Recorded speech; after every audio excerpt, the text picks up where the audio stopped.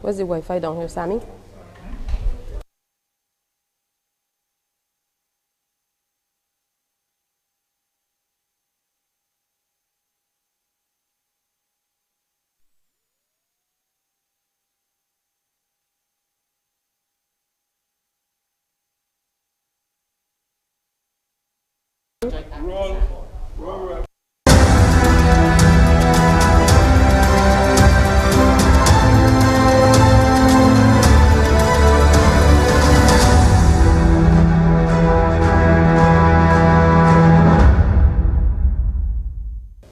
It's Friday, October 28th. This is the CBC Morning Report. I'm Tisha Hines, and we're on location from Sandoon's Restaurant and Bar, located at Belle Plaine in St. Andrew. In our top story, a prediction from a leading pediatrician: more children will be affected by RSV respiratory, that is syncytial virus, once it reaches our shores. That's why Dr. Clyde Cave is urging parents and guardians to be vigilant, especially during this flu season. The virus has taken its toll on children in the U.S., with some hospitals reportedly overwhelmed by the sheer number of cases, with health officials saying the U.S. is going through a new trimedic with RSV, COVID, and an early start to the flu season.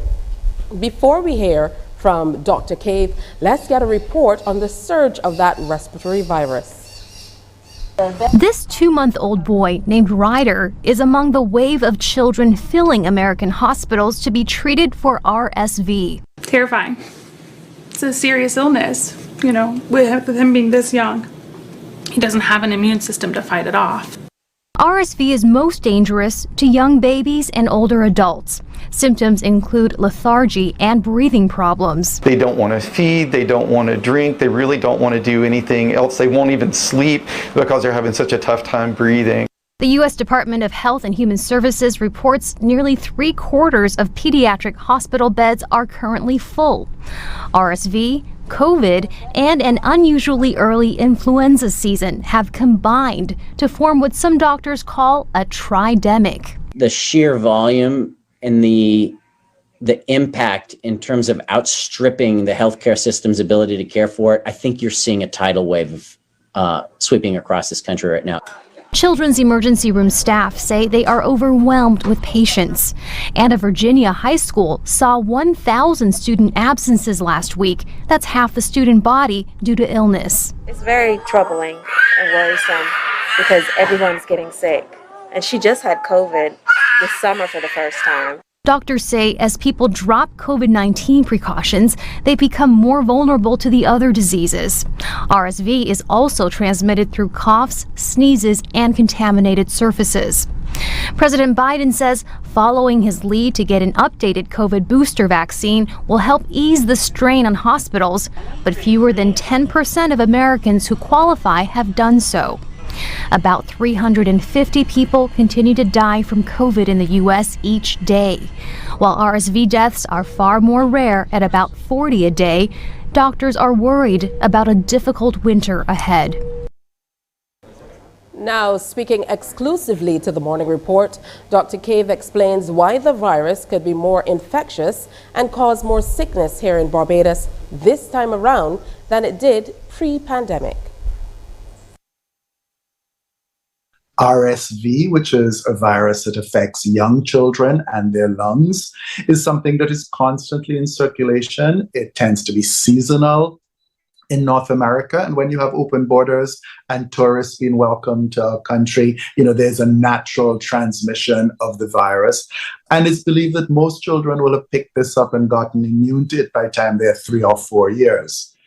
Now, with people being isolated for a few years, instead of just having a vulnerable population of under 2-year-olds, we also have those 3 and 4-year-olds who are not exposed to the virus. So we have a population that's easily doubled or trebled who are susceptible to this virus. Now, for most children, this virus will be like a cold. But this virus likes going to the lungs of young children, and it can cause pneumonias and severe respiratory failure, which would require intensive care in hospital and possibly ventilation. So it's not something to be taken lightly. We have to maintain the vigilance with our children and not just think every cold is going to be mild and run its course. Dr. Cave wants parents to be aware of the symptoms of RSV and not to wait until the virus festers to seek medical attention. One of the hallmarks of this is wheezing, and we've actually been quite lucky in not seeing as much wheezing from our asthmatics over the last several years, just because there was a lot less in the way of viral infections to precipitate their wheeze. We're starting to see the asthmatics start to wheeze again. We're starting to see influenza and perhaps other viruses, and it's only a matter of time before these children come down with RSV, respiratory syncytial virus. It's something that is common. We know how to deal with it. It just all depends on how many children get sick at the same time and how severe those illnesses are. Dr. Cave is expressing concern about other flu viruses in circulation. He's also worried about waning levels of vaccination among children in Barbados and across the world for other viruses like mumps and measles. There is an influenza type virus that causes vomiting and diarrhea, and then a dry cough, which moves on to a really thick, heavy, mucousy cough. We seem to be seeing a lot more children with that than adults, although some of the parents are getting it. And that, I believe, is the influenza virus, influenza B, which we've been expecting this year. The worry with the opening back up of travel is the decrease worldwide in vaccination, not just COVID vaccination now, but vaccination against measles, mumps, chickenpox, things that we had a very high coverage of before. We're seeing the numbers of children being vaccinated against that, both here and in the rest of the world, as we are part of the world. And it is really anticipated that if there is an outbreak of mumps or measles, this could be a huge threat because, not as many children are protected as we've previously had. Coming up on the morning report, the Barbados Union of Teachers claims there's an all-out war on trade unions, and we'll also have updates on the war in Ukraine. Stay with us.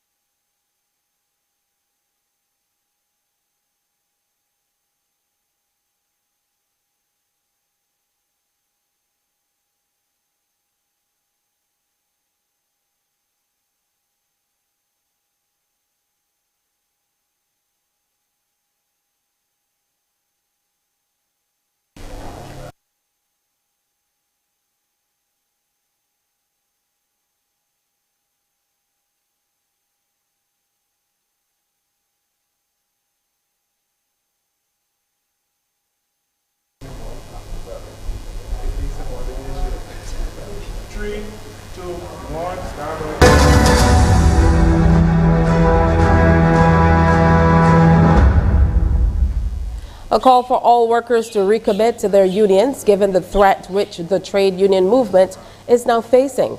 President of the Barbados Union of Teachers, Rudy Lovell, at the launch of a new logo for the Teachers Union, says an all-out war is being waged to deny workers the right of association. Trade unions are constantly under threat, and workers need to recommit to their unions. This is essential because some employers continue to do everything possible to frustrate workers and their representatives. Given this, workers need to rally around the mantra, there is strength in numbers, by supporting their trade union or joining one. Among other things, Joining a trade union allows for issues of concern to workers to be easily addressed. Mr. Lovell says the BUT in recent times has been facing a slew of challenges. And some of the more recent challenges impacting our industrial relations climate include the attempt to garner part of some primary school teachers' summer holiday to facilitate the summer nutrition program, the attempt by the Ministry of Education to place principals and deputy principals on contract, challenges to the safety and health of school occupants, refusal to reinstate legislated terms leave, which will allow teachers a period of unabated rest, and finally, the suspension of 2 teachers for participating in the recently held general elections in 2022. In addition to the above, the pedestrian pace by the Ministry of Education, Technological and Vocational Training in addressing much needed school repairs, lack of clarity regarding seniority in the teaching service, and ongoing safety and health concerns at the Lawrence Tigay Primary School, where we are still receiving complaints about the strong odor, and concerns expressed by the staff at the secondary school in St. Michael regarding structural issues, including cracks in concrete ceilings and floors, and water seepage through concrete roofs, all have the potential to affect the industrial relations climate if not adequately addressed. The rationale behind the new logo, which was done during the COVID pandemic, was explained by Public Relations Officer Marsha Burke. Our union has grown and evolved over the last 48 years, and we felt it was time for a change. We have refreshed our logo to reflect who we are today and to symbolize our future. After careful considerations, we chose a new logo that reflects a more modern look while maintaining the aspects of the original version. The outline of the map of Barbados, and you can see it here on my right, was maintained. However, the new design is a close resemblance to the original map of Barbados. The letters BUT are still contained within the outline. However, they are now in a 3D format so that they are more distinct within the logo. As we look further afield, Ukrainian troops are holding out against attacks by Russian forces in 2 eastern towns, while those on the southern front are poised to battle for the strategic Kherson region, which Russia appears to be reinforcing. Fighting remains intense in the eastern Donbas region near a town that Russia's Wagner forces have made a concerted push to seize. At the main interchange of Bakhmut, a reminder that the roads here are not safe. Bombed buildings, empty streets, and no power. Those who remain have little food. Anya can't afford to leave and says she only stays so she can take care of her dogs. She feels abandoned. People under the rubble were screaming for help for 5 days. Nobody needs us, never before, and not even now. That's the truth. Few people remain here. The rubbish is piling up and the playgrounds once full of children are now empty. For most, it's too dangerous to be outside. And to escape the shells and rockets, they live underground. We don't have water and heating, but we have a basement where we live. Despite the hardships, she's happy to be with her granddaughter. Others are angry. Sergei doesn't blame the Russians, but his own government. I can't understand why they can't give us electricity. In Donetsk, it's 8 years of war, and they have electricity. He doesn't say he is pro-Russian, but he doesn't link the Russian invasion and his living conditions. Shops are closed after being damaged by shelling, and people are angry. At this market, people shout at us to leave. Others say they will have us shot. They blame reports by journalists for enabling attacks by Russian forces. For those that remain here, the situation has really deteriorated over the last few months. This town continues to be a battlefield, with Ukrainian forces still holding on to it, but with the Russians not far out. Now we get a report on the capital, Kyiv, and how recent shellings are threatening the power situation there. The country now faces a 30% shortfall in electricity supplies, plunging cities into darkness. Authorities say Kyiv must prepare for emergency outages indefinitely. Mohammed Jamjoum shows us what it's like in the capital. The latest round of attacks on energy infrastructure in the Kyiv region, local officials are warning that there are going to be more restrictions put on the usage of power in the central parts of this country. That includes the Kyiv region, where we are. We're in Kyiv city, that's the capital of the country. It also includes regions like Chernihiv and Zhytomyr. Now, because of what happened, you are seeing more power outages in cities like this in Kyiv. That's why this part of the city is so dark right now. The street lights would typically be on, they are not. Most of the buildings are in darkness. Most of the sidewalks are in darkness. There are some restaurants, some cafes, some shops that are hooked up to generators. Because of that, you are seeing some lights, but it is very, very dark where we are right now. And that is worrying people because temperatures are dropping, because winter is approaching. They're worried about what's going to happen next. What local officials are saying now is that they should expect citizens, residents of this city should expect that there could be power outages that last for more than 4 hours a day. More news on the CBC Morning Report after this break.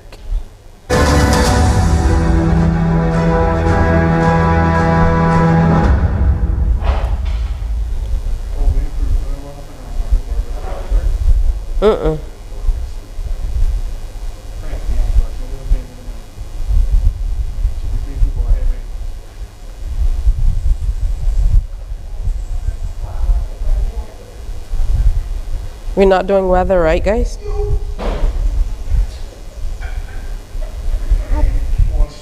What happened?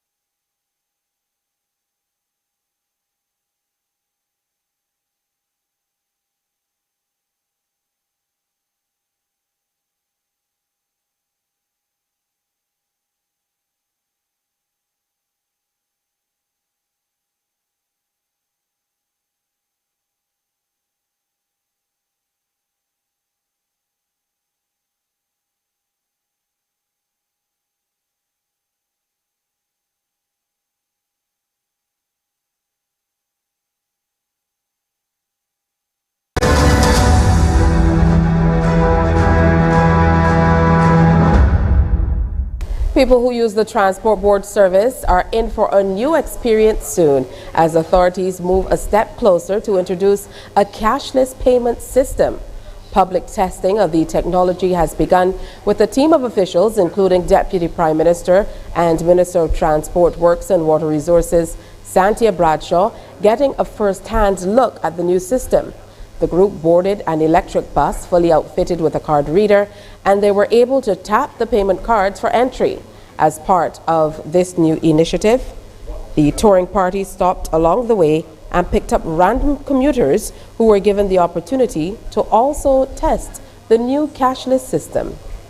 If you have traveled recently and you've seen the Metro cards in use, think of a similar thing where you get on board and you tap this card and then you're able to travel. Will the old-age pensioners still be able to travel free as they did before? Yes, because we're linking the cards with the ID card. Will the school children still be able to travel as they were traveling before? Yes, because there is going to be a section that speaks strictly to student travel. But these are all the things that we are testing, and we started that testing not today because we were putting on the technical aspects of it before, but we started the testing with the public today. And we took a trip out and allowed persons to board and gave them cards. And so far, all of the feedback has been positive, and we will take the questions that we got from those persons and work them into all of the promotional work we're doing.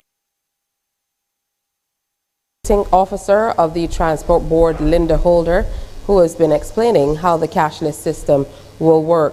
Meanwhile, Deputy Prime Minister Santia Bradshaw says feedback is an essential part of the process as they move to modernize the public transport system. Apart from the fact that this system is going to provide commuters with an opportunity to now not have to walk with cash, that they're going to be operating under a cashless system. One of the transformational things I think that is about to happen here for the Transport Board is that we're now going to have the opportunity to be able to track where our buses are going, to be able to see which routes persons are on, what time the buses are likely to arrive at the bus stops, how long they're going to take to get to their destination. And it lends itself to the Transport Board being able now to address a lot of the issues that have been raised by the general public as it relates to the lateness of a bus, or being uncertain as to how to plan their schedule because they're not sure if the bus is going to come at that particular bus stop. Meanwhile, commuters have been giving an early assessment of the technology. I was able to use the swipe, the card, the new system, which is fantastic. Easier, don't have to look for change, just make sure I have money on the card. I was seeing it before overseas. So yes, I guess it will be a step into going further into transportation and technology. Get the card, buy the card, keep it top up, and you can jump the bus anytime. Broadcast Authority wants the legislation governing it to be updated to handle the myriad of issues relating to broadcasting in Barbados in a digital space. The Barbados Broadcast Authority has launched its media campaign, Think Before You Click. Chairperson Dr. Alison Leacock says the evolving digital environment has to be considered in the context of sovereignty, interdependence, context, cybersecurity, and content regulation. She says the legislation has to be upgraded to meet the future. It is subject to increasing political pressures.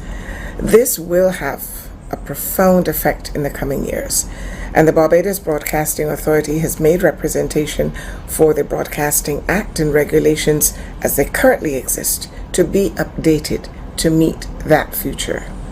Digital convergence is resulting not only in telecoms companies getting into content, but technology service providers operating at the telecommunications level. This convergence creates complexities in many areas, from DNS protocols and cybercrime to content issues like hate speech and disinformation. Dr. Leacock contends what is also needed is to have better digital literacy, but the campaign will seek to address the present misuse.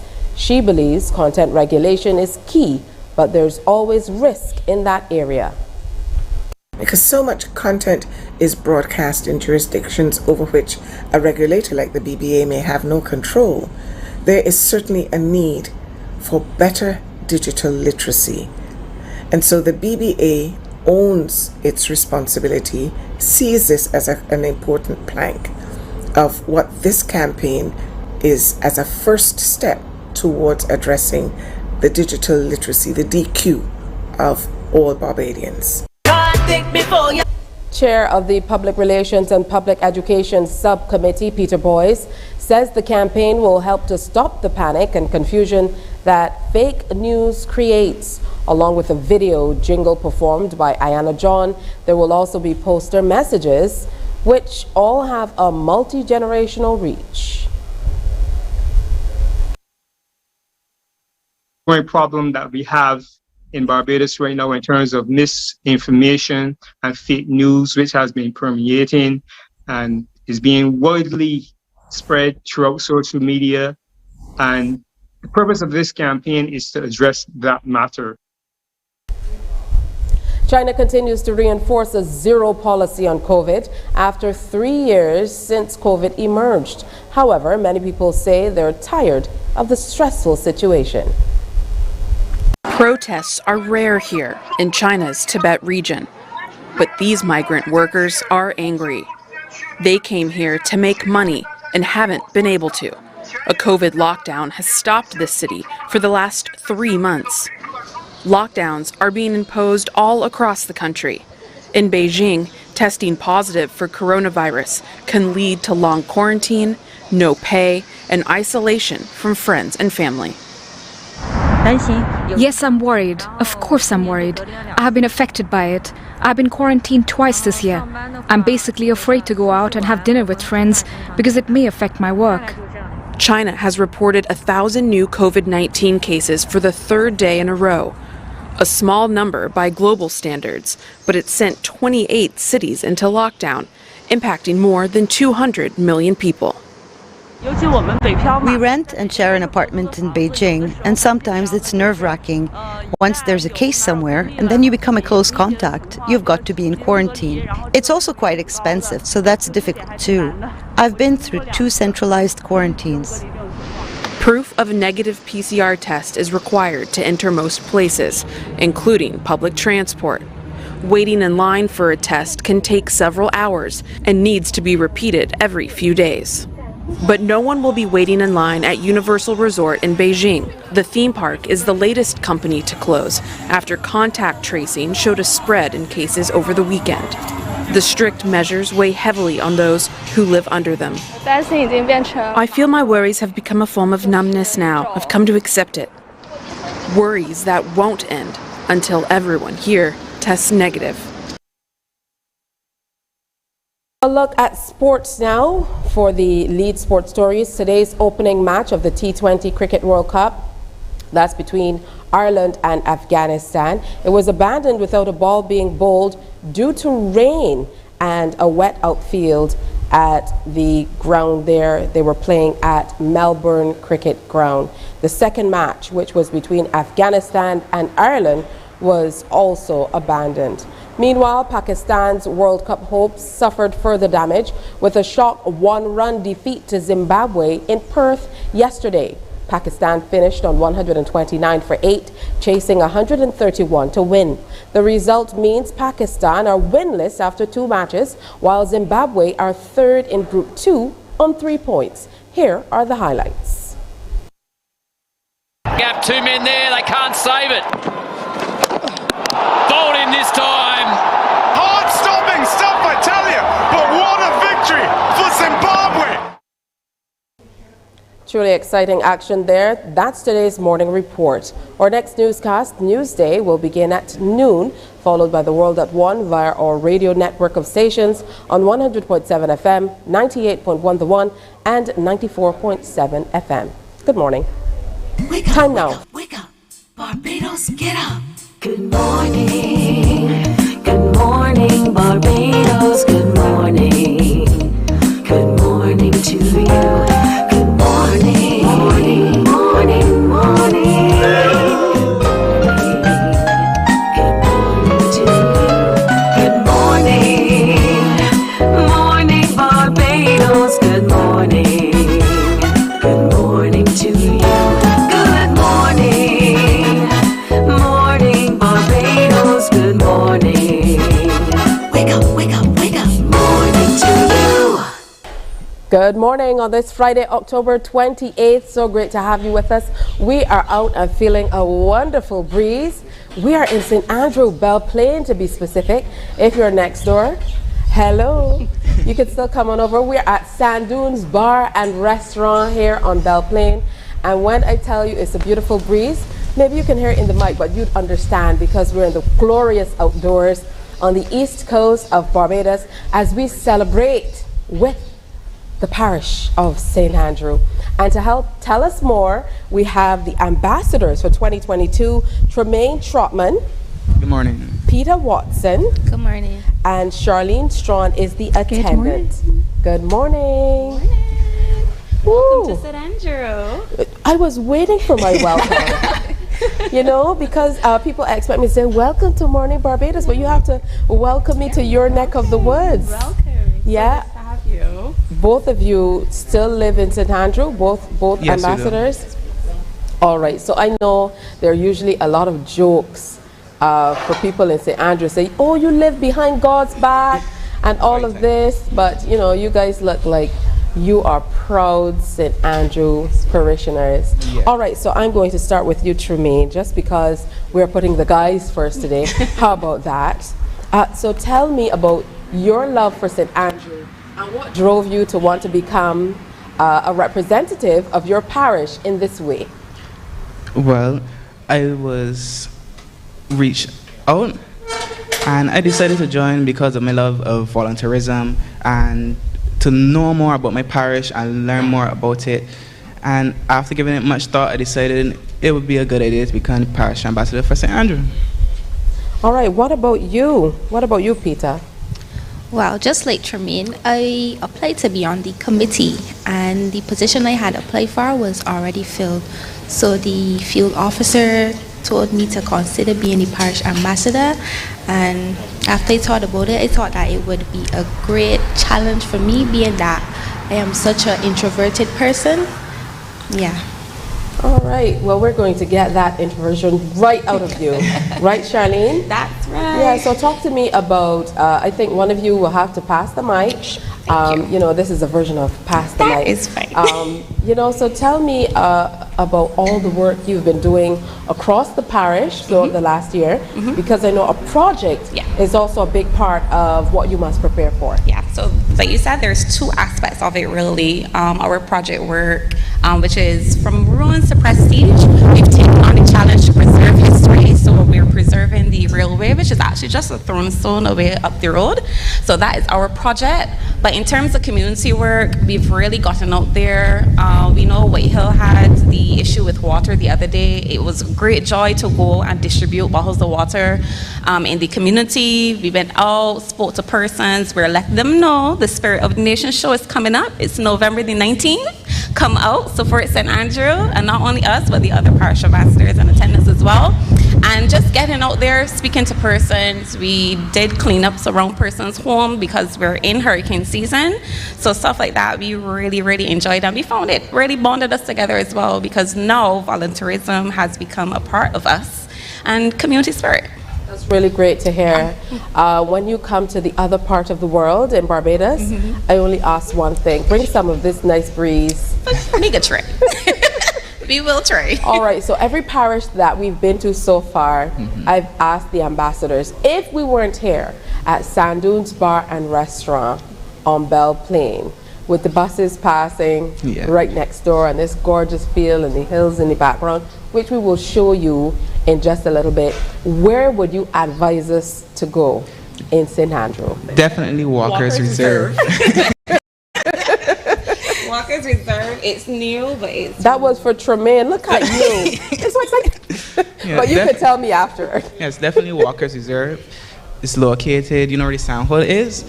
Right inside there is a nature reserve and living laboratory for climate resilience. It's very beautiful. A lot of greenery, a lot of plants. You can also buy plants from inside of there, and also natural honey. And the views from Walker's Reserve, you can see Long Pond. It is a very beautiful area. So Charlene, what do you have to add? Because I see you nodding and you have to take the mic. That is it. The views are spectacular. I love the aspect of the plants. There's, like Tremaine was saying, there's also the market day. They have every last Saturday. So you must come out, support the vendors that are there, and also support Walker's Reserve. All right, good stuff. Now that they have tag teamed on Walker's Reserve, you have to tell me, if we weren't here and we weren't at Walker's Reserve, where would you suggest we go in St. Andrew? You have to tell me why. Well, just like Walker's Reserve, from Mount Hillaby, you can see the entire East Coast. And Mount Hillaby is special somewhat. It's different from the rest of St. Andrew because the stones in Mount Hillaby is a different how St. Andrew carries a clay, Mount Hillaby carries a coral stone and a volcanic rock, although Barbados has no volcanoes. And I think that's what makes it Mount Hillaby so special. Wow, you're teaching me today. So there's volcanic rock at Mount Hillaby? My goodness, there was a volcano at the top of Mount Hillaby at some point. I'm spreading misinformation. All right, so Charlene, talk to me about the parish project so far. Let's delve into it a little bit deeper. And what I really love about these parish projects is you have to move around the parish and engage and interact with not only business people, but residents and parishioners. So it must have been really exciting to get it off the ground and, you know, give us an assessment of where you are now. Sure. Like you said, it really was interesting. I myself did not even know the railway was there, and from going about speaking to the other community members, they did not know as well, especially in touching the youth. So the project actually came to us by a community member, so they wanted us to take it on. So we've removed most of the debris. We've started our beautification phase, which is planting the plants, which again came from Walker's Reserve. And it was really good to see persons from like the Natural Heritage Department and also Barbados Railway. They've really come on board, supported us. We've had BTMI come down as well. So just to see the transition from it just being stones now to it's actually becoming something that persons are interested in getting involved in. Talk about transitioning. I could hardly believe the last time I was here at Sand Dunes having the banks was back in 2019. And hard to believe that it has now been transformed into this beautiful, beautiful space where we are here. Today is absolutely gorgeous. So if you've not been down here in a while, you have to come and check it out. We have to say a special good morning to Curtis, who is the proprietor here. Thanks for your hospitality. He's been here from bright and early and sharing with us, but it is a gorgeous spot, and like we don't have to sell the breeze, we don't have to sell the atmosphere, because St. Andrew is always a great spot to be. For a lot of Barbadians, you know, we're kind of transient when it comes to this parish. A lot of people, when they're taking a long drive, it's through St. Andrew. So what's it like living in the parish, making that trek every day? I know all of you might not work in Bridgetown, but it must be a long trek every day, commuting to and from. So talk to me about that aspect of living on the east coast of Barbados. Yeah, so for me, I've always lived in St. Andrew. As you can see this morning, you saw the sunrise, and that is absolutely beautiful to wake up to every day. We have the most scenic parish as well. So to us, it seems normal, but when we drive around, you know, we really get to see how beautiful our parish is. Oh, wonderful. Tremaine, you are very active, a very positive young man. He's a member of Youth Parliament. Whoop, whoop. I was a member of Youth Parliament too. A former Sea Cadet, can't claim that. And you're also head boy of the Alliance. Former head boy. Former head boy. They didn't put a former here. We're going to have to keep you as head boy. Well, I'm at Former head University boy of West Indies now. Oh, you're at UE now? Yes, we is. What are you studying at UE? I'm studying management with concentration in marketing. Management with a concentration in marketing. Yes. Yeah, that sounds good. Look forward to you being on the working scene in the future. Talk to me about living in St. Andrew. It's the best place to live, really. I would say the morning commutes to school and back are a bit hectic because you have to get it extremely early to beat the traffic. But aside from that, I have a huge backyard, all of these grass.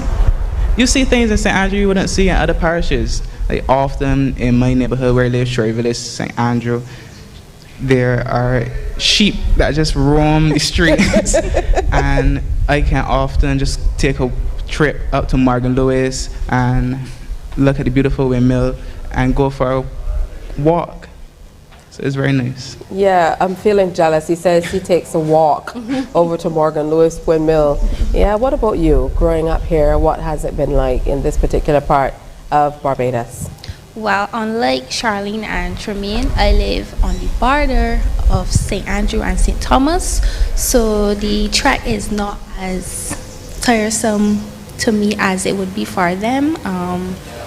all of my family live in St. Andrew, so that is a great aspect as well. It has been great. It has been lovely. I love St. Andrew. I don't want to live nowhere else. And you're an aspiring nail tech. Yes, please. Well, you know, the field of aesthetics is one of the fastest growing industries, so that's a good thing. But what piqued your interest in that area? Well, I did a class. I wasn't working or school at the time, so I did a class. And from there on, I thought, well, this would be a great way to make a little extra money, a little side hustle. And I did a few more classes, and now I love it.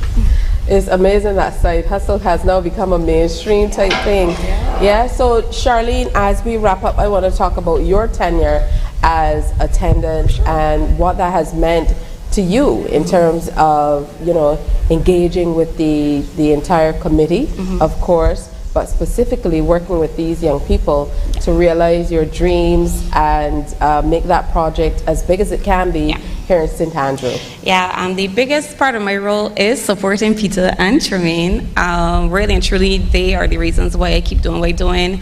Like Peter has said, it gives me such great joy to see that she's no longer the introverted, shy person. It really gives me, you know, a sense of satisfaction when I see that she's even talking today. It's like Peter seems so natural.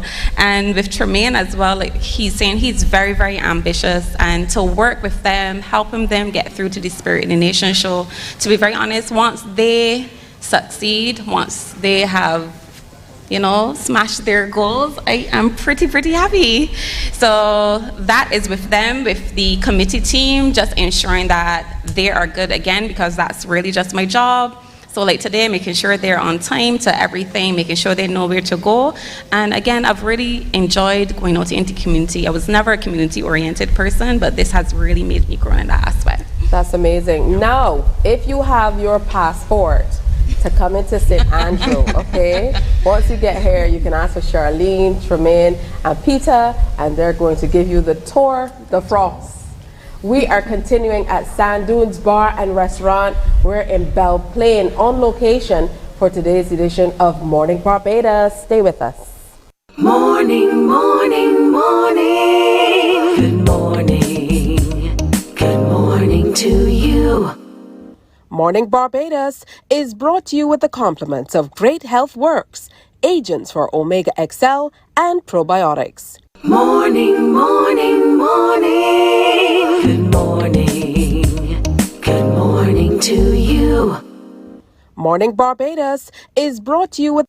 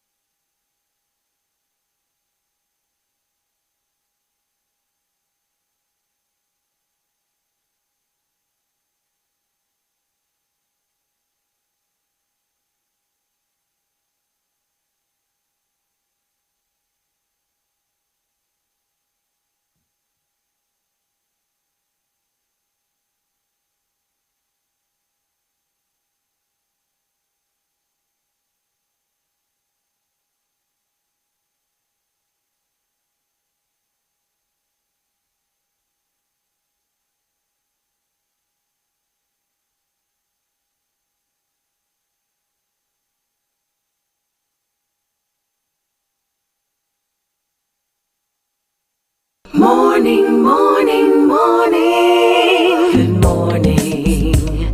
Good morning to you. Well, it's a little overcast here in St. Andrew this morning, but we don't mind because it means that we have a fantastic breeze. It's nice and cool.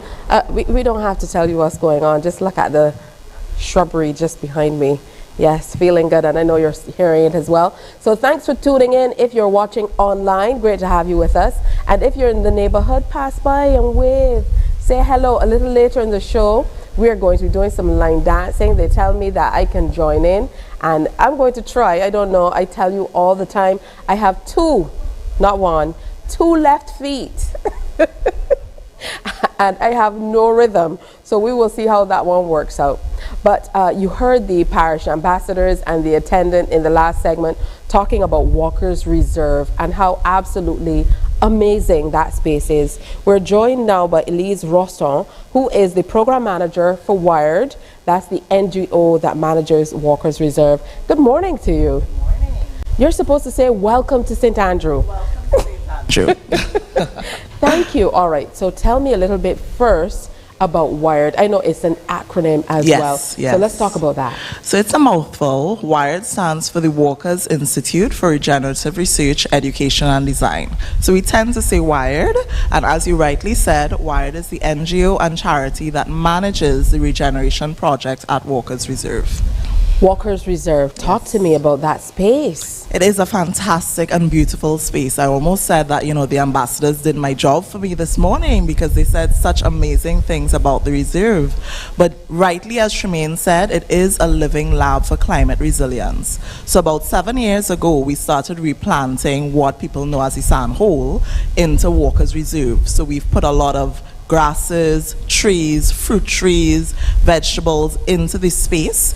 We add nutrients to the soil through composting, and it really is a live lab showing people what is possible when it comes to regenerating natural spaces. The wonderful thing about this space is you're in the midst of community. Yes. We're here at Belle Plaine, and even in the background as we look over, or what we can see houses in the background and people. What is it like managing a space like this within a community, and in the context of tourism? I mean, people are coming through all of the time, so it must be very interesting how you balance all of that. Yes, well, it's very fulfilling. So our watchwords are connect and reconnect. So that aspect of bringing community together, the ambassadors mentioned our eco market. That's something that we started this year, and it has been so fantastic to see people coming and experiencing the reserve firsthand, touching base with the artisans, members of communities who are making local products that are of the highest quality. People are like, I didn't know I could get this in Barbados, and it's right under your nose. So for us, we are creating that space, holding that space for people to come in, connect with each other, reconnect with nature, and really understand that community spirit and that community vibe. What has been most impactful for you on a personal level coming into this program? I hear an accent. Yes. We have to talk about that. I'm an import, yes. We claim you. It's okay.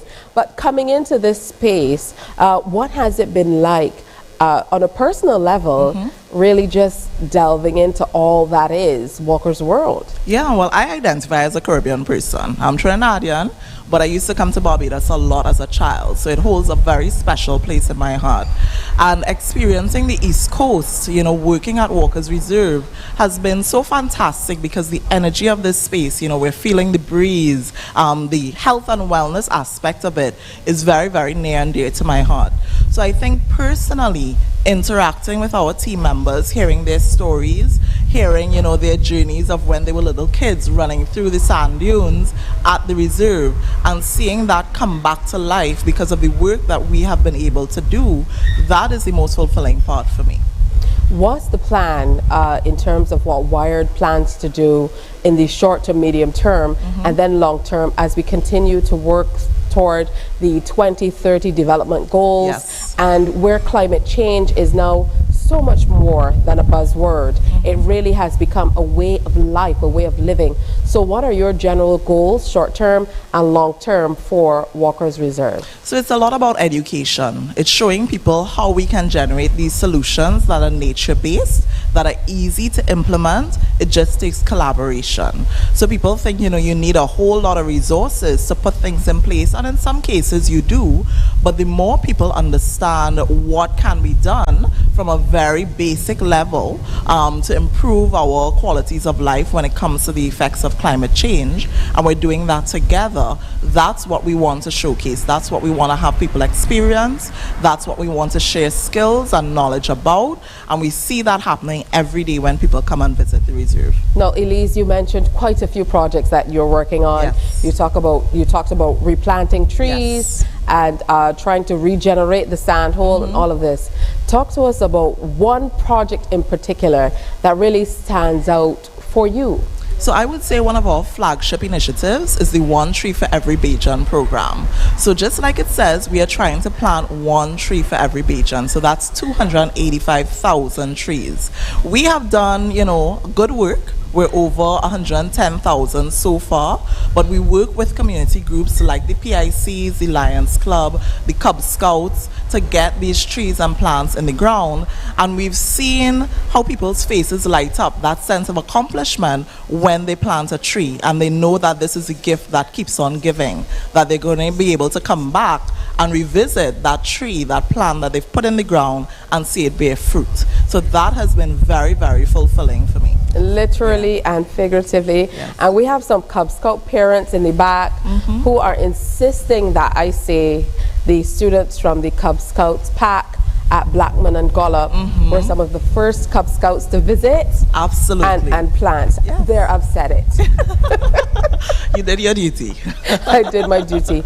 But, I can imagine that, the feeling of satisfaction that can give to a young one. And you talked about seeing it bear fruit. Yes. And when you talk about that, I mean, when you plant a plant, then that can be a literal thing. Exactly. And it makes all the difference. These days, I don't know what's happening in Trinidad or how often you visit, because I would imagine you really don't want to go back to Trinidad that often these days. Family is a thing. Outside of Carnival. But, I can just imagine that, people really, really want to be able to just get out there and enjoy the space that is Walker's Reserve. So that's the other thing, over the last 2 years, of course, we've been cooped up, and seeing people come in and just breathe fresh air. We have lots of tours available, lots of offerings. We've had large groups come from corporate entities to do team builders. People are hiking through our hiking trails, and you see them come back and they look so refreshed. And you think about the lifestyles that we live. You get in your car, you're in AC. You get in your office, you're in AC. And you very rarely have that opportunity to just be outdoors and see a butterfly pass by, or at nighttime see a firefly. And then the kids, you see them come in and they're just fascinated by everything. Sometimes they're scared. They see a lizard and they might be scared. But as Caribbean people, I think it's important for us to really have our children experience that and connect and understand what, being in this paradise is all about, because we do live in paradise. Oh, I feel like singing this song, but I won't, because I can't sing either. So we're going to take a break here. Thank you, Elise. Thank you. It really has been a pleasure. And if you're not sold, I don't know what else will sell you on this gorgeous parish. We are celebrating with St. Andrew today. We are at Sand Dunes Bar and Restaurant on the East Coast Road, because we call everything on this part of the island the East Coast Road. We are at Belle Plaine in St. Andrews. Stay with us. Morning, morning, morning. Good morning. Good morning to you.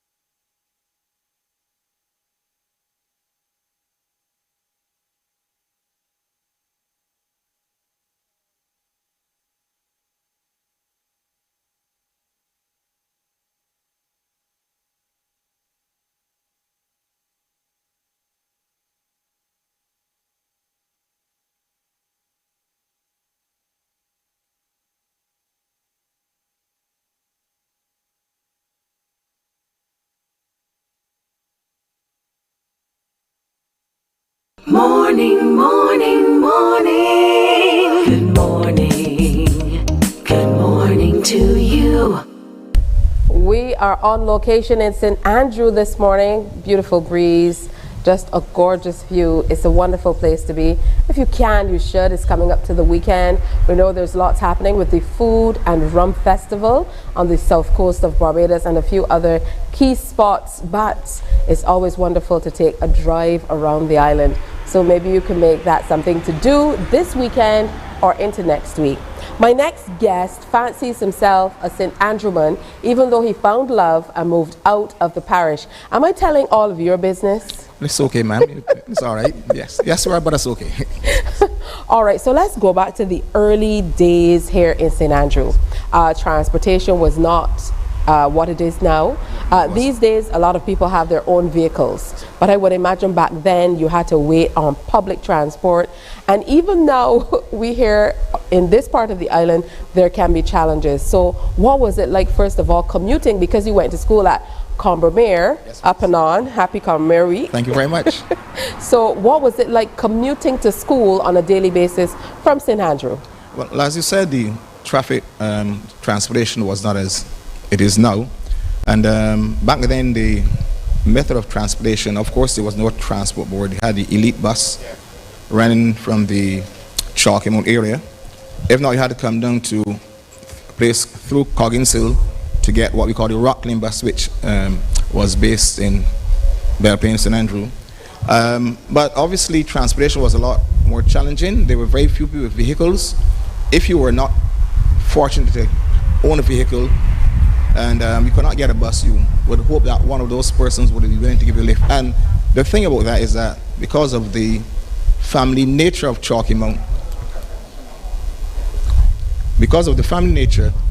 you would be able to get a lift from somebody who lived in the area. But there were not many people with vehicles, but the few who had vehicles were willing to share and to assist those of us who needed to get to school.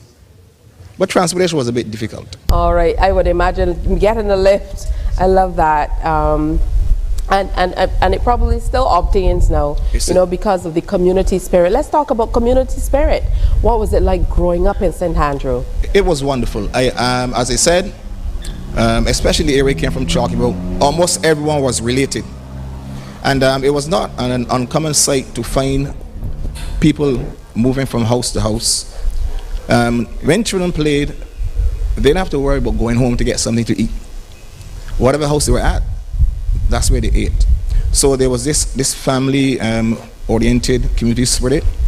You could find children playing on the street lights at night. The adults would be talking, and everyone just got along because of the fact that most of the individuals were related, and people looked out for one another. So there was this love and this caring and this sharing was evident back then. Oh, that's amazing. I'm just getting myself a little drink of water here. All right, so you talked about the food that was shared in those days. It's very different too from what it is now. And I know a lot of country folk, having spent a lot of my time in the country, so to speak, as well. You didn't necessarily even have to go in to get something, go in as in go home or go to a relative's house to get something to eat. The abundance of fruit was another thing I heard a lot about. So tell me about the fruit that you could get abundantly here in St. Andrew. And that's a wonderful thing about St. Andrew. To me, I say St. Andrew has medicinal value because there was an abundance of fruit. I mean, and we could get, a lot of young folk don't know about this, but some young folk may not know about fat porks. Fat porks they were plentiful. Guavas, cashews, cherries, mangoes, soursop. You know, we ate lots of these fruits just because they were there, but we were not even aware of the health benefits that they contain because they were so abundant. And it was not about selling. People shared them freely. So there were many fruits in St. Andrew, and so I found that it was much easier to eat healthy because, you know, today people are talking eating more fruits. Back then we ate them. Yes. Fat porks though, definitely bringing back some memories. Yes, please. And did you guys used to roast the cashews as well? Roast the cashew nuts. In fact, my mother had a fat port walk. So for us, it was very simple and very easy to get fat ports. We had lots of fat port trees on our land. Yeah, fat porks. Tie up your malt, but you like them and you want some more. Yes. Always a good thing. What was it like? I know growing up as well for me on the West Coast, right. The beach was a big part of what I did. On this part of the island though, yes. the sea for us is a little rough. This is not the Caribbean side of things, this is the Atlantic side Ocean. of things. Yes, so what was it like with the parents? And for us, the parents always, you know, it's a big Bajan thing. The sea has no back door. So parents really deterred children a lot from going to the beach. Not that it stopped them, but what was it like beach life in this neck of the woods? Well, as you said, parents said the same thing. The sea has no back door. My mother scarcely allowed us to go to the beach. So if you wanted to go to the beach, you would have to, as you say, do it without your parents' permission and try to get back home before they were aware that you were left. All right, so back then, going to the beach, yes, for me was a rarity because our parents, my mother never allowed us to go too often, so we had to sneak out if we wanted to go and come back. Well, now you're exposed. Yes, all that sneaking is now on the table. Yeah. What about the changes you've seen over the years here in St. Andrew? The most significant changes you would say that you've seen over the years? One of the changes I would have seen is in terms of the houses. In terms back then, there were more challah houses, you know, small wooden houses, board houses. But you've seen there in terms of the structure of houses. Now I've seen a tremendous improvement in terms of the structure of houses, and in some areas the roads. In some areas, roads, but I think in terms of the housing, I think I've seen a tremendous improvement in terms of housing. Yeah, I think one of the only deterrents for me sometimes coming into this part of the world is, you know, sometimes the roads, the roadways can get a little wonky, yes. and you know, sometimes that can be a bit bothersome. Exactly. But for you as a St. Andrew man, that's a new phrase. Yes, I'm going to copyright it. A St. Andrew man. No problem.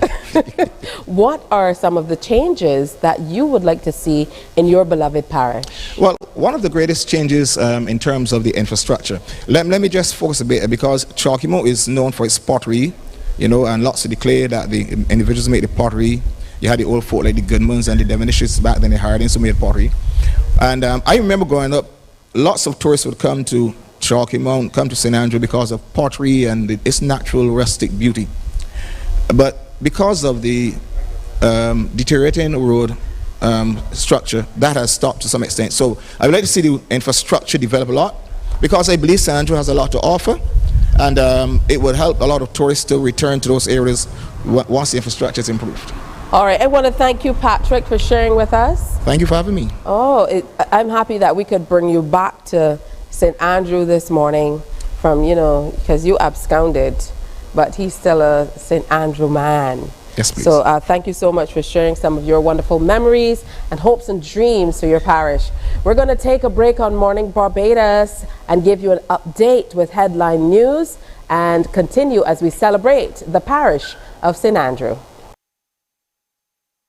Morning, morning, morning. Good morning. Good morning to you.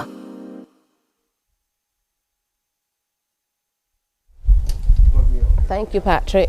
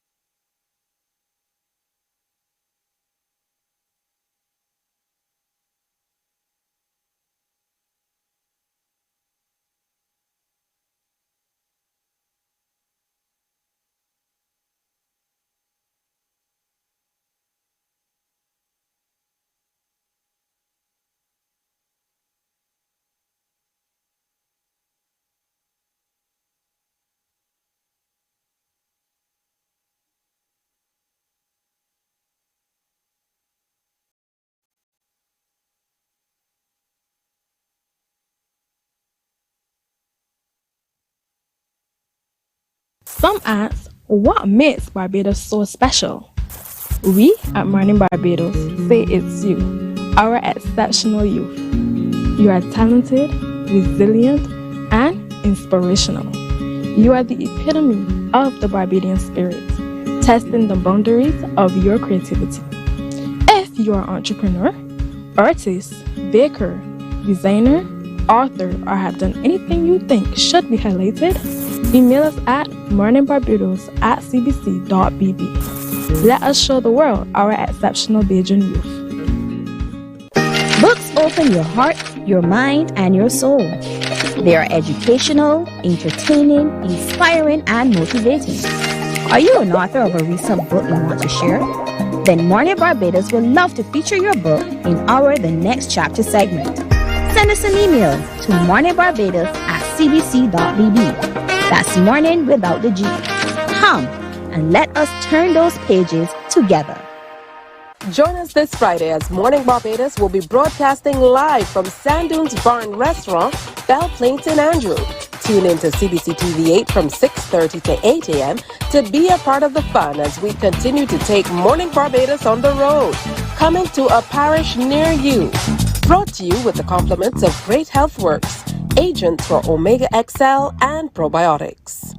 Morning, morning, morning. Good morning. Good morning to you.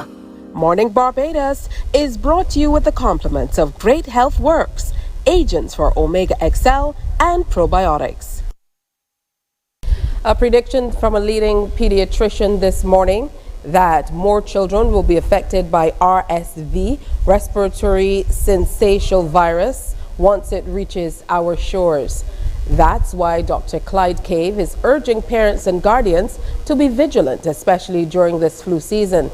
The virus has taken its toll on children in the U.S., with some hospitals reportedly overwhelmed by the sheer number of cases, with health officials saying the U.S. is going through a new trimedic with RSV, COVID, and an early start to the flu season. Before we hear from Dr. Cave, let's get a report on the surge of that respiratory virus. This 2-month-old boy named Ryder is among the wave of children filling American hospitals to be treated for RSV. Terrifying. It's a serious illness, with him being this young. He doesn't have an immune system to fight it off. RSV is most dangerous to young babies and older adults. Symptoms include lethargy and breathing problems. They don't want to feed, they don't want to drink, they really don't want to do anything else. They won't even sleep because they're having such a tough time breathing. Now, speaking exclusively to the Morning Report, Dr. Cave explains why this virus could be more infectious and cause more sickness here in Barbados this time around than it did in pre-pandemic. RSV, which is a virus that affects young children and their lungs, is something that is constantly in circulation. It tends to be seasonal in North America. And when you have open borders and tourists being welcomed to our country, there's a natural transmission of the virus. And it's believed that most children will have picked this up and gotten immune to it by the time they're 3 or 4 years. Now, with people being isolated for a few years, instead of just having a vulnerable population of under 2-year-olds, we also have those 3 and 4-year-olds who are not exposed to the virus. So we have a population that's easily doubled or trebled who are susceptible to this virus. Now, for most children, this virus will be like a cold.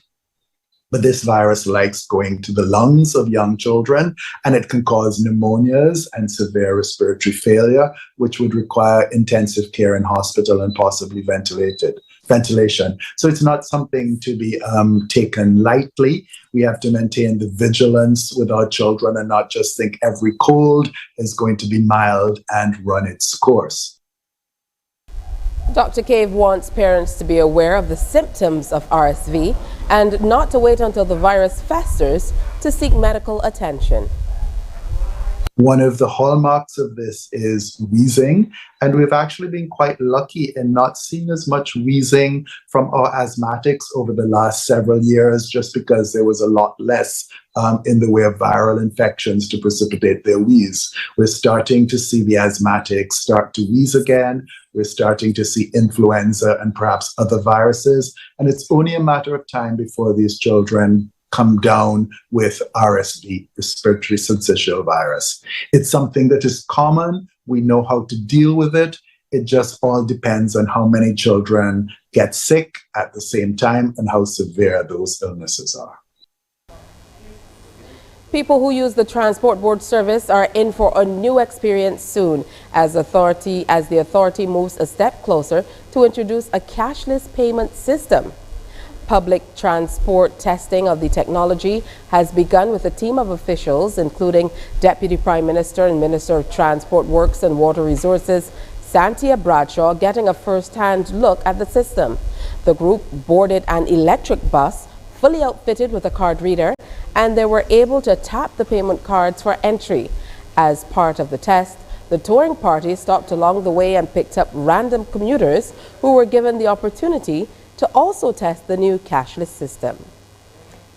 If you have traveled recently and you've seen the Metro cards in use, think of a similar thing where you get on board and you tap this card and then you're able to travel. Will the old age pensioners still be able to travel free as they did before? Yes, because we're linking the cards with the ID card. Will the school children still be able to travel as they were traveling before? Yes, because there is going to be a section that speaks strictly to student travel. But these are all the things that we are testing, and we started that testing not today because we were putting on the technical aspects of it before, but we started the testing with the public today. And we took a trip out and allowed persons to board and gave them cards. And so far, all of the feedback has been positive, and we will take the questions that we got from those persons and work them into all of the promotional work we're doing. That was Chief Operating Officer of the Transport Board, Linda Holder, giving an explanation as to how the cashless system is expected to work. And that story brings an end to this presentation of CBC Headline News. On behalf of the entire team, I'm Tisha Hines. Good morning. Morning, morning, morning. Good morning. Good morning to you.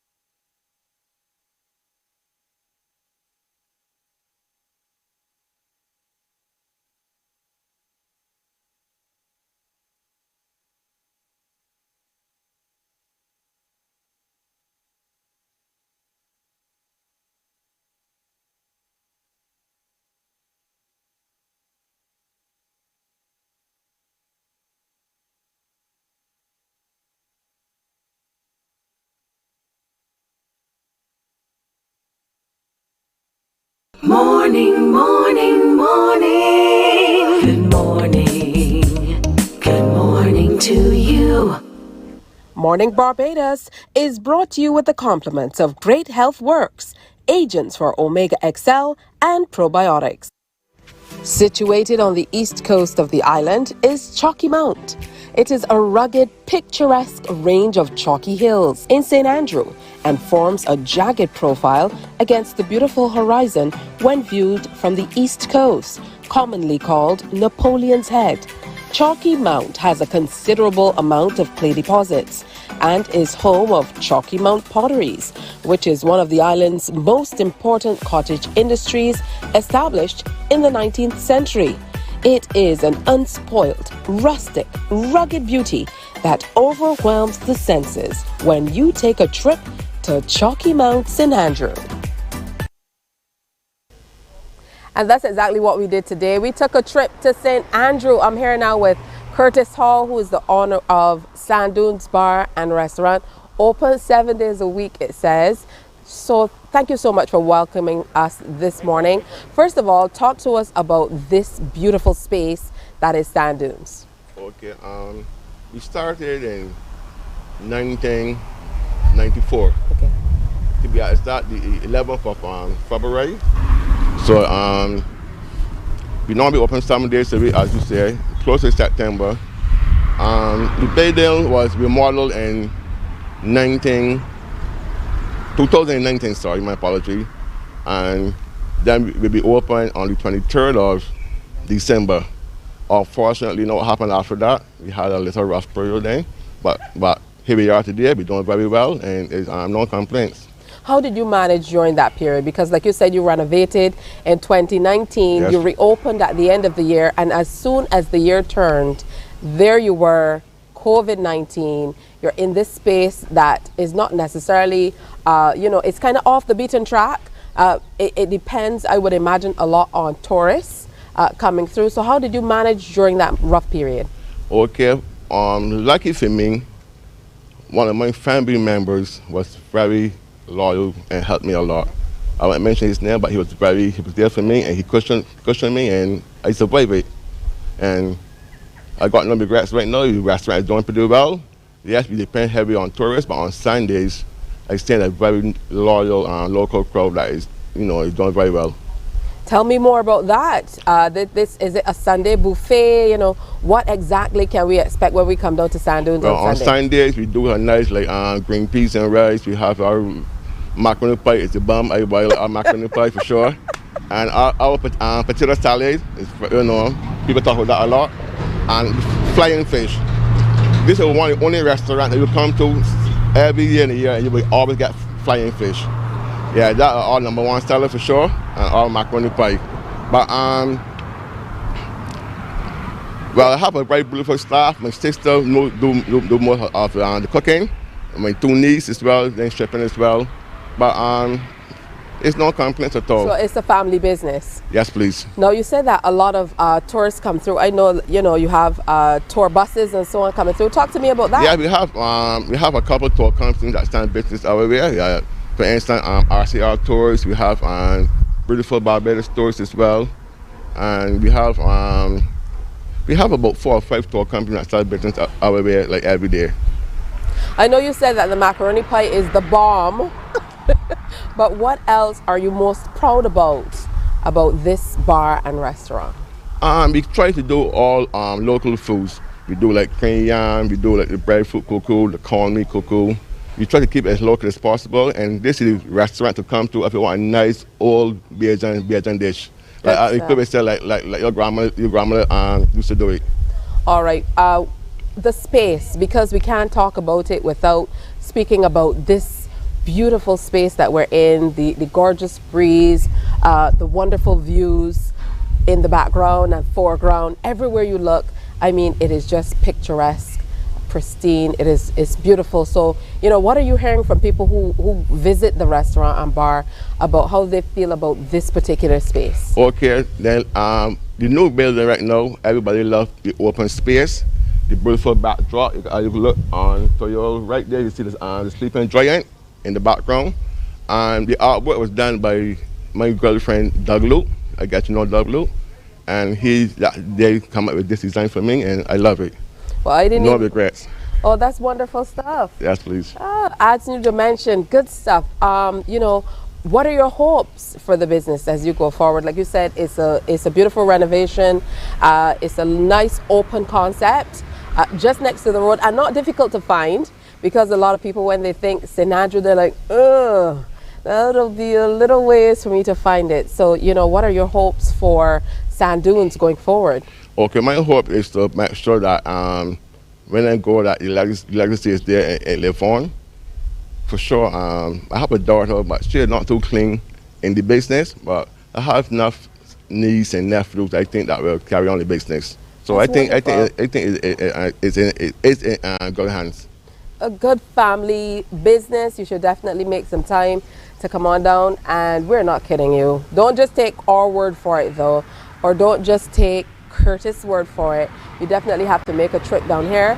And the last time I was here was in, I told you, 2019. 2019, right. This is a far cry from what it was in 2019. Like you said, the open concept is simply gorgeous. What do you like most about being in St. Andrew? Okay, it's a very beautiful parish to be in. I grew up in St. Andrew. Now I make a living in St. Andrew. So it's no regrets being in St. Andrew at all. I love it.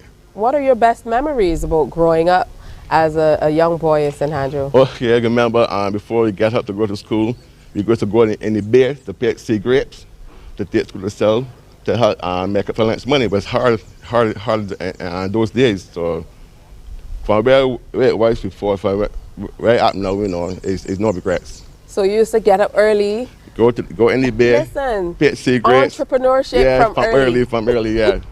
Take to school and sell, and that was my lunch money for the week. Yeah, what about the fruit trees and stuff that were available? We're hearing a lot about, you know, what was available across the they parish. still have the sea grapes around. They have the fat ports on East Coast Road. But you know, then the walkers, the bay now renovated into the a reserve. That way, mostly fruit trees used to be. So now we have to go like on the East Coast side to get the sea grapes, the fat ports, and then and Ben Hill over here to get the cashews. But they still have some around. They're not as plentiful as before, but we still have some. All right, so we're spending some time in St. Andrew as we continue to tell you all about this gorgeous parish where we're celebrating with the Parish Independence Committee and looking toward November. Listen, people, Tuesday is November. And you know what happens? Yeah, you know what happens on November. St. Andrew month, sorry. St. Andrew's month? Yes, please, and November. So we have a carnival on the 28th, and we're starting from Greenland to Long Pond. So that's starting to come down, you know, you land the road and watch the bands. Well, you don't have to tell me twice. That was an official invitation. St. Andrew is having a carnival. How about that? We're going to take another break and come on back as we meet more wonderful people here in the parish of St. Andrew. We are in Belle Plaine at Sand Dunes Bar and Restaurant, celebrating St. Andrew today on Morning Barbados. Morning, morning, morning. Good morning. Good morning to you.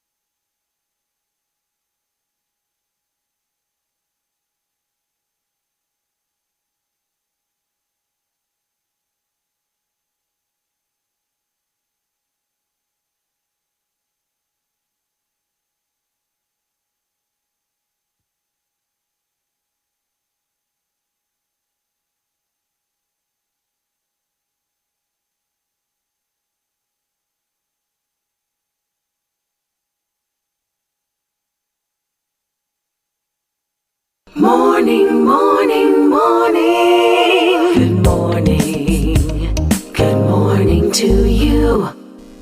We're in St. Andrew today, enjoying a breeze and just kicking a little lime here at Sand Dunes Bar and Restaurant. I don't know if I'm coming back to town, people. I can't tell you when I will make it back. Maybe sometime in the future, but most certainly not today. Chet Ramsey is joining me now. Chet for short, because I feel like so familiar. I feel like a part of the parish and I don't have to call you Chetwin. Good morning and welcome. Good morning, good morning. All right, so you say you're a community type person. And, you know, in speaking with you, you shared so much. Initially, when I read what you said about your memories about St. Andrew, I honestly thought that I would be meeting up with a gentleman well into his 70s. I kid you not. You talked about being a community person and really working with the Parish Independence Committee here in St. Andrew to do the annual crabbing night, or you do different crabbing nights throughout the week. Tell me about this crabbing. Right. The annual crab night is around September every year, or August, into August. And for crab night, we always need to get crabs before crab night. So this year for sure, we crabbed about 7 nights before crab night in order to get enough crabs for crab night. All right, what does crabbing entail? What do you have to do? Because I remember years ago, I think Cassandra was invited to come, and she talked about, I saw a picture of a bucket and this and that. So tell me all about what it entails. What would I have to do if I wanted to be a part of crab night? For crab night or crabbing, you must have the right gear. So you must have on probably boots is the best thing to wear. Long sleeve clothing, long pants, and then we go in the beach area and search for the crabs. Basically, some people use a stick, some people just use their hands. We generally have a bag. You wouldn't see most St. Andrew people with buckets. You use a bag. Best to have a bag person. What, an actual bag or a plastic bag? What type of bag? A crocus bag or feed bag. Yeah, and we generally catch. We have the catchers and they put the crabs in the bags, and the bag man carries the bag. So you have the bag full of crabs. The crabs would jerk you, scratch you, whatever. It's a difficult job. It's all par for the course. How did you get into crabbing? Well, I started crabbing when I was young, way back. As I said, I'm an old soul. So I went crabbing with my father, probably from 5 or 4. I can't even remember. Yeah, and we have what I like to say a crab season, which is always around summer. So every summer we will look forward to going crabbing, and it was something I just did coming up through the years. All right. I know that you said that initially, early on in your early days, you have some great memories of growing up here in St. Andrew, and you recall how practically every household had animals and things of that nature. So talk to me about what that was like and how it has changed over the years. Right. When I was coming up, we had sheep, cows, pigs, everything. Not every household had some type of animals. Mostly yard fowls. You know, everywhere there was yard fowls, ducks, guinea birds. But no, you don't have that many yard fowls, no much sheep, or, well, you still got a lot of sheep, but not like before, right? Yeah. What do you do for fun in St. Andrew? Outside of crabbing, of course. You talked about being exposed to crabbing early, but what are some of the things that maybe you recall, traditional things that you did as compared to what people would do now, because there's so much going on as far as nature is concerned? Yes. When I was growing up, we did a lot of outdoor stuff. So it would have been, as I said, crabbing. That was a season. We played a lot of road tennis, right? The roads weren't as busy as they are now. We did a lot of cricket in the road, what I call uncivilized cricket. You know, you pelt, you do whatever. um, we also did a lot of roasting breadfruit. We roast cashew nuts. Anything outdoors for sure we did. And you said that Morgan Lewis Windmill has a special place in your heart too. Yes. Because, you know, that was one of your regular tracks. Yes, so I'm from Shorey Village. So Shorey Village is sandwiched by Morgan Lewis Windmill and I would say Nigel Ben's Anti-Bar or Caribbean Hunt Sports Club. So I remember on evenings we would go into the windmill trying to catch pigeons. So we used to crawl through this hole. I think it was actually the chute where the cane juice would come out before it goes to get processed into sugar. And we would climb all the way to the top of the windmill trying to catch pigeons and stuff like that. Yeah. You also talked about your memory of just people coming through the village, for example, selling fish and things like that. You must have been a really young boy. When you think back about those days and how things were then compared to now, how do you feel? Well, for sure I could remember Johnny or Mrs. Riley selling fish. And what I remember about the fish, it was very cheap to compare to now. Right? I would always remember them saying 4 for $1 or 5 for 2. Right? But now, I think it's like 4. But now it's like $20 for 10. I don't, or even more than that. I think it's like $100 for 30 bone flying fish. Okay. So it's a big change. Like often when I drive through the parish, if I'm taking a drive, I see a lot of fellas on the side of the road, you know, selling fruit and so on. I would imagine that you remember, you know, what it was like to buy a bunch of akis for $1. I used to say, that's not enough akis. They want more akis. No.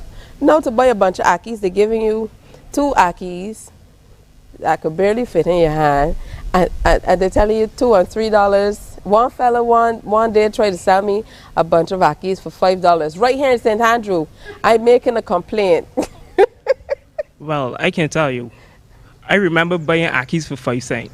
5 cents? 5 cents. You are truly an old soul. Yes, but when it comes to the other stuff, never really bought them.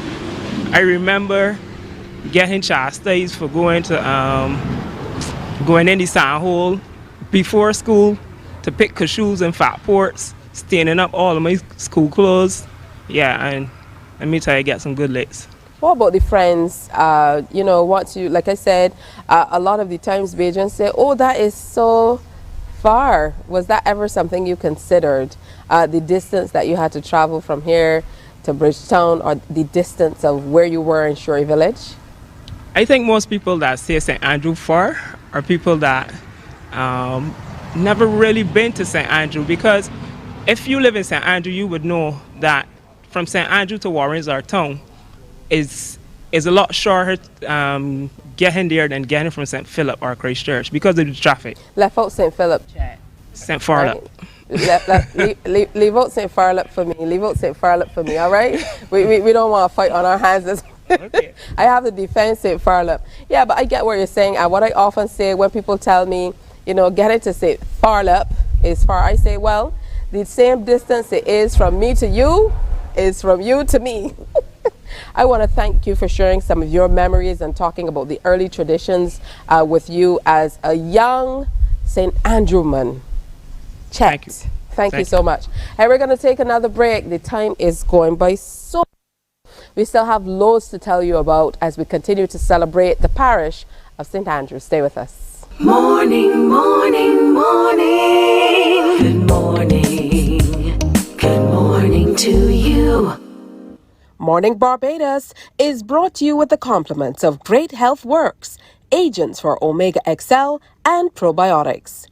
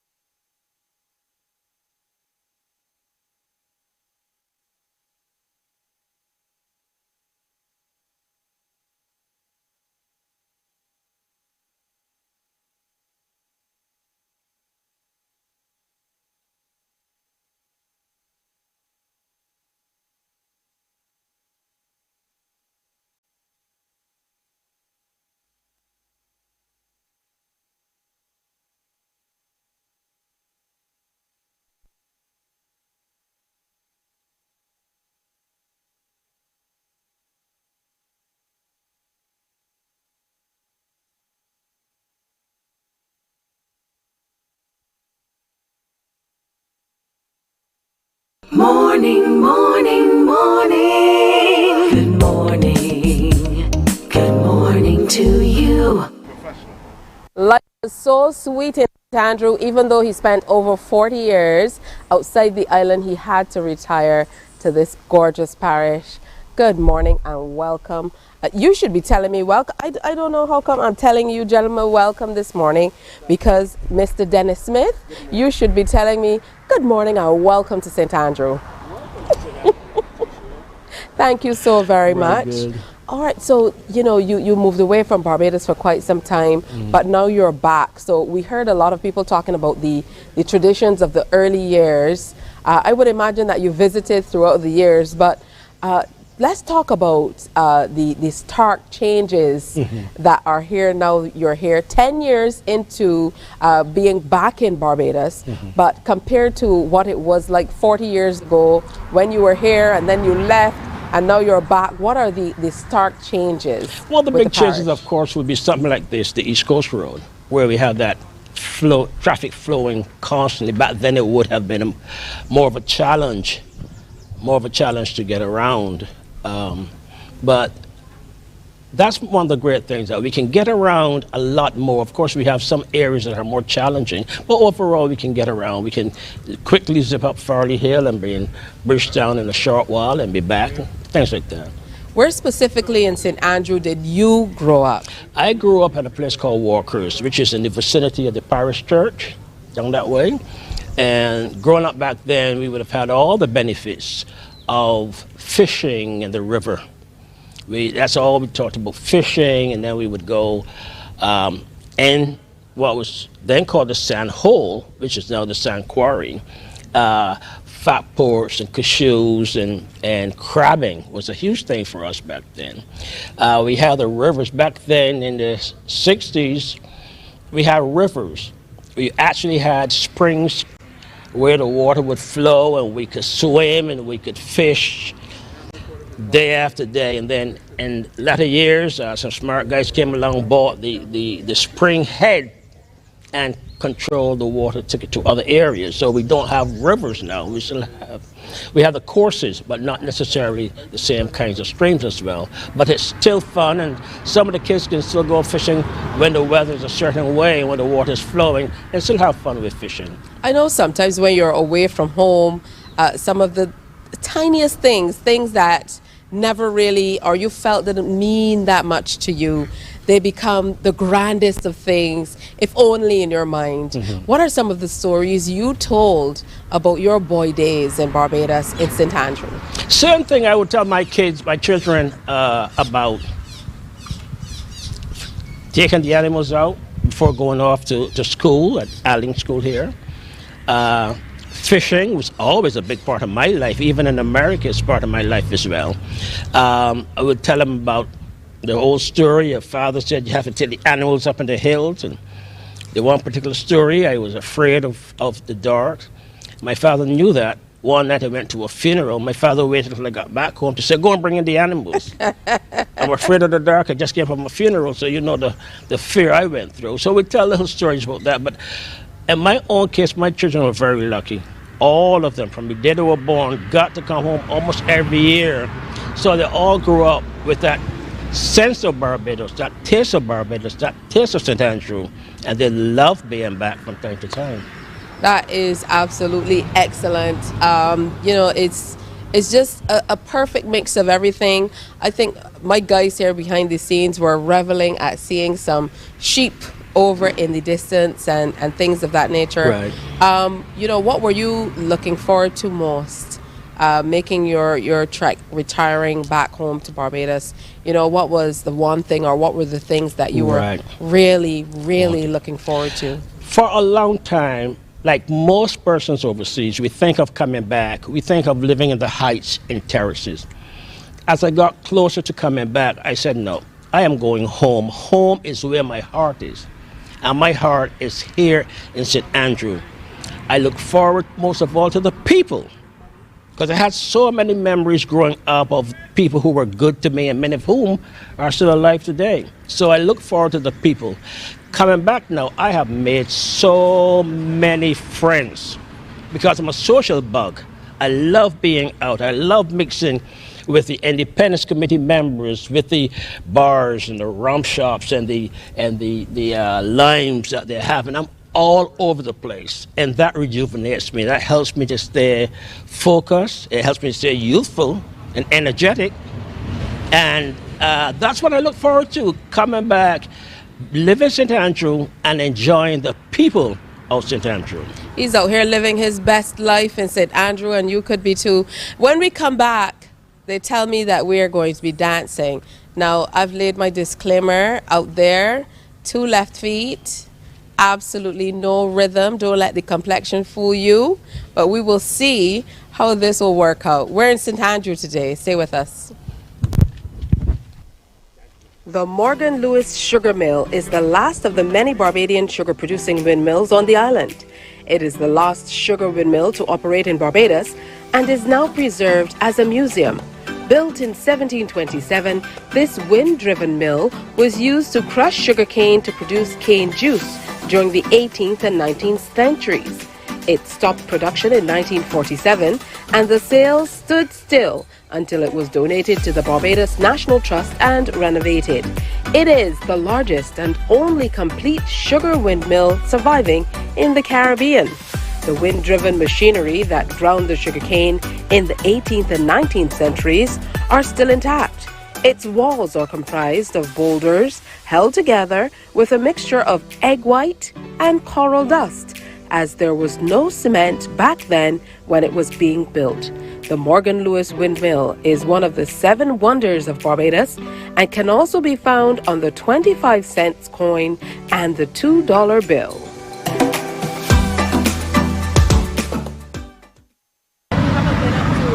This windmill in a minute. You definitely need to head on over and see all that St. Andrew has to offer. There's so much happening. I don't know, the other parishes are going to get upset with this one, but there's so many things to do. Walker's Reserve, Morgan Lewis, Cherry Tree Hill, and I have some ladies who are going to help me to tell you more about what's available. Now we have Michelle Springer, who is chairperson of the St. Andrew Parish Independence Committee. Good morning. And also Janelle King, PRO, and Selena King, treasurer of the St. Andrew Parish Independence Committee. As we would say in Bajan parlance, family can't hide. Because I saw these ladies and I was like, y'all are related, right? I mean, you look so alike. So we have 2 sisters and a cousin? Yes. How about that? Truly a family affair. We're going to start with you, Michelle. Tell me about all the work you've been doing with the Parish Independence Committee so far this year. Okay, this year we were endeavoring really to bring St. Andrew to Barbados because, as Tricia would have said, everybody thinks that we're behind God's back. So the objective this year was to bring St. Andrew to the fore. We wanted to showcase St. Andrew from a tourism perspective. We have a project, it was heritage based, so we wanted to showcase a bit of our history. Also, we would have done some community work, done some cleaning, as Charlene would have mentioned. We are doing hampers for some of the elderly and disabled in the community. We haven't distributed those yet, so that's something that's coming online. We had our crab night. That was a way for us to bring communities together, bring people. Right there. Did you go crabbing? Yes, I had to go crabbing prior. We did a lot of pre-crabbing, and I thought that was a good method for us to bond as a team. It was a good team building exercise. Pre-crabbing, crabbing. Yes, pre-crabbing for crab night. That's wonderful. Tell me what it's like working on the committee, Janelle. You know, I would imagine that it means a lot to be able to work on a committee that serves your parish, but you're able to work along with close family as well, quite literally. Yes, working on the committee is a wonderful experience. I have enjoyed every bit of it, the ups and the downs, and I would do it again. And I would encourage people to, you know, join their parish independence committee for their parish. Selena, I want you to tell me the truth. Does she drive you crazy? Because I have 4 sisters. Yes. And I love them dearly. Yes. But I don't know if we could work together so closely. Yes. She drives me crazy, but she is my sister In a good way. Yes, and I do have 4 sisters as well. So yes, but we work well together. We have similar mind. We think a lot alike. We have the same kind of mindset with certain Hello, things. you look alike. Yes. Like somebody did not tell you, but you're probably a twin. Yes, we've had that, especially when I wear my hair in locks. You know, I get mistaken for her a lot. So yeah, so we work well together. Talk to me about the project. You know, how do you feel about this project that really embraces St. Andrew as it is? Yes, what I love about the project is that it's heritage-based, culture-based, and St. Andrew is a very close-knit community. So once with the project is bringing and keeping the culture here.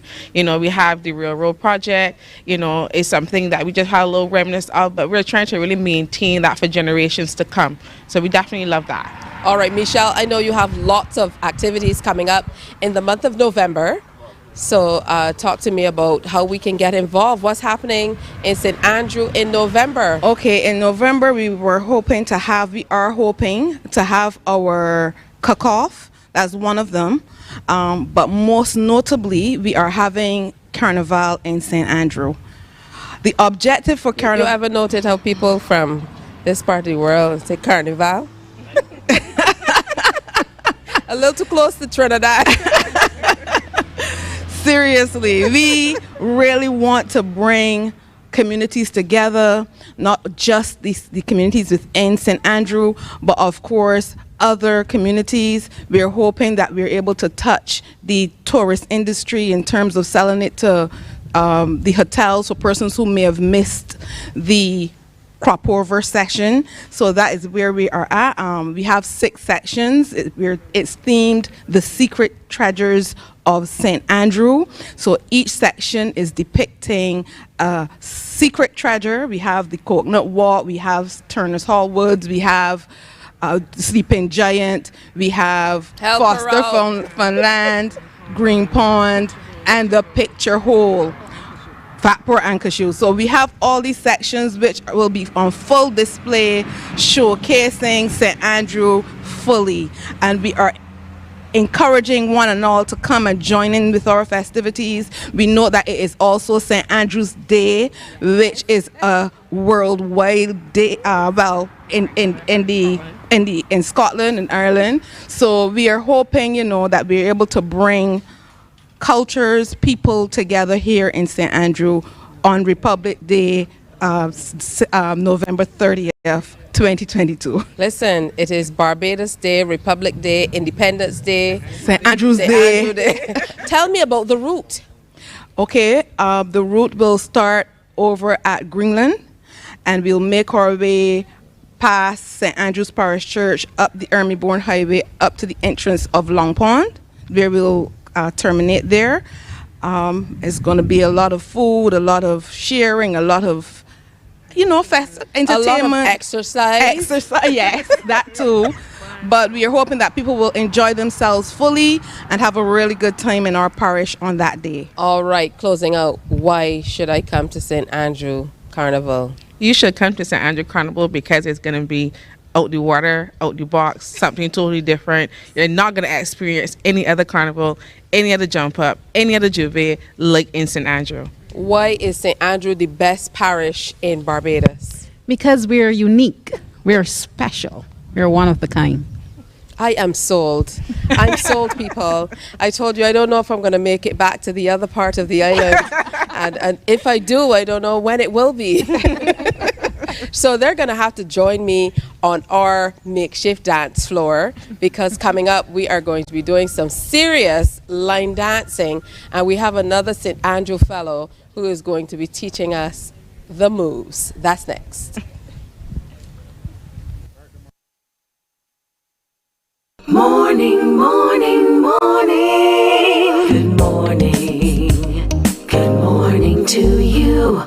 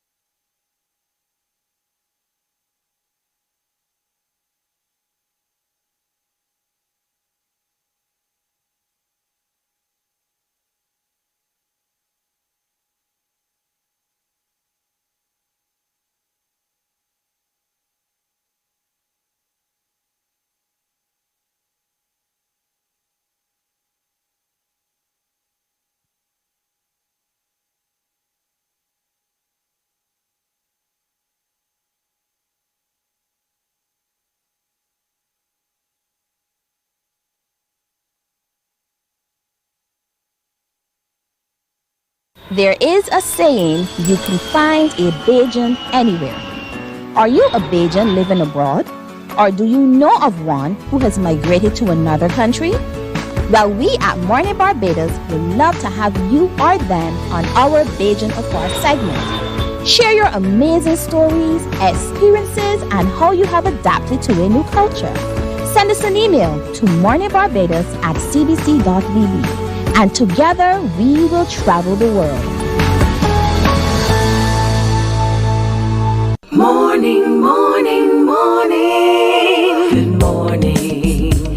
Good morning to you. Morning, Bob.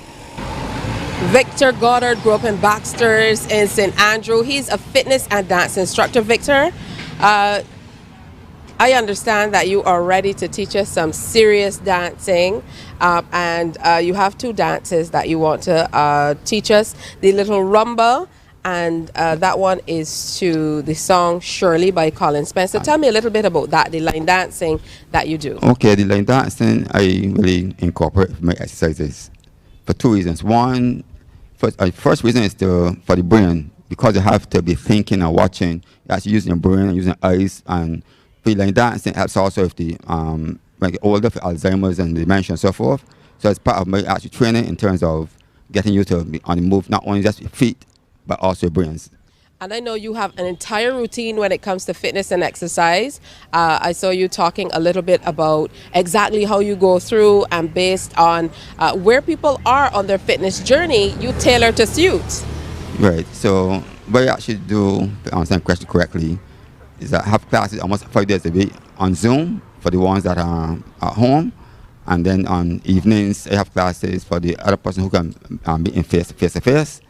And we do from all types of dancing and exercise together. All right, so let's bring the crew in, because we want to learn some of these dance moves. Yes, so we're doing Mobby. Not Mobby, the road march. All right, so we're doing it down here. Where we doing it? Come this way. Is this enough room, or do we have to move? I think we have to do it this way. So are we going to follow you? Let's go. Okay. So let's line up St. Andrew people. Behind there. Okay, let's go.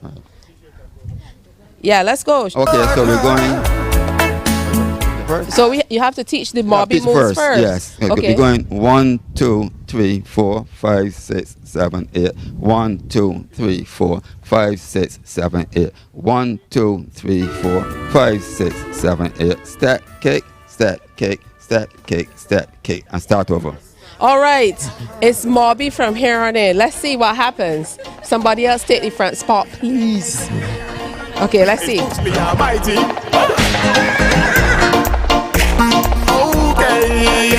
you like Mobby?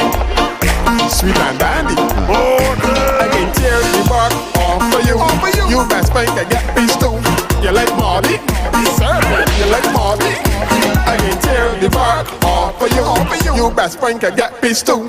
You like Mobby? You like Mobby? I can tear the bark off for you. She get well and get well too. You back it up and tell yourself that I saw. Do not make me call. She cock it up, I take it down. Me and a lot, I push it on the ground. Rest assured by the end of the night, I can really tackling shit like Van. I can tear the bark off for you. You best friend can get pissed too. You like Mobby? You like Mobby? I can tear the bark off for you. You best friend can get pissed too. You like Mobby? You like Mobby? Round two, she back up. I got all she back up. She tell me she can handle it, and even the best friend mash up. Sugar, spice, sweet and dandy. And let me introduce her to my candy. When she meet he, she running. Don't run, cause baby I come in. I can tear the bark off for you. You best friend can get pissed too. You like Mobby? All right. You like Mobby? I've had enough Mobby.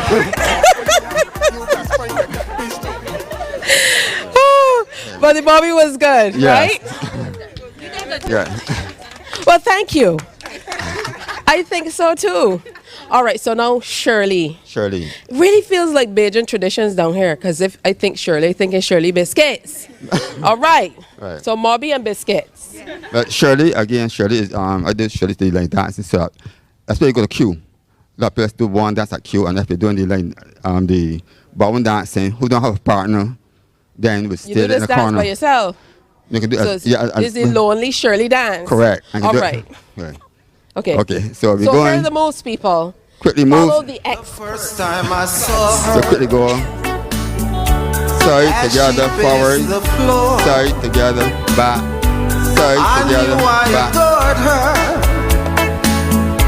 As I watched more and more, her touch was so tender. She was happy in life, and I know I can tell because I know her well. She is my darling wife. Yes, I'll always love her. She means the world to me. She's the reason our children grew up so mannerly. Now I want to thank her for staying by my side. And it must be said, I'm never fresh out of moves. taking her as my bride. Like a magnetic tide, her gaze swept over me, but it couldn't happen. I can't leave. I can't leave. Between Shirley and Bobby, they have me sold. I told you that from a long time ago. I have to say thanks so much to the entire committee. Very, very welcoming. And of course, we came your way right here from Sand Dunes Bar and Restaurant. It's gorgeous panoramic views here in St. Andrew. Have a great weekend, and we'll see you again on Monday. Well, not we. That's why I can stay in St. Andrew. Mr. St. Lucie. Pearson Boyne, PB, Peanut Butter and Jelly, is back on Monday. So it's been a pleasure being with you. I'm going to stay here in St. Andrew and have some Mobby and some Shirley biscuits with the committee. Have a great week. Have a great weekend. And don't forget to wear your smiles, whatever you do. Bye-bye.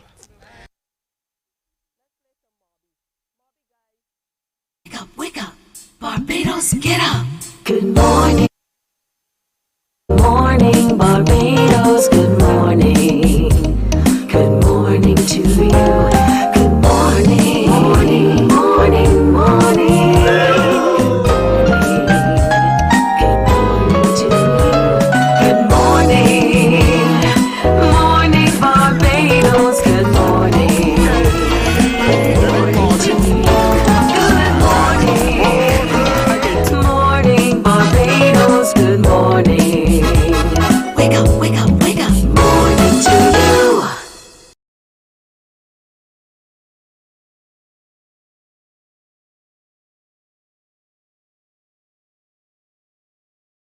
Wake up, wake up, wake up. Barbados.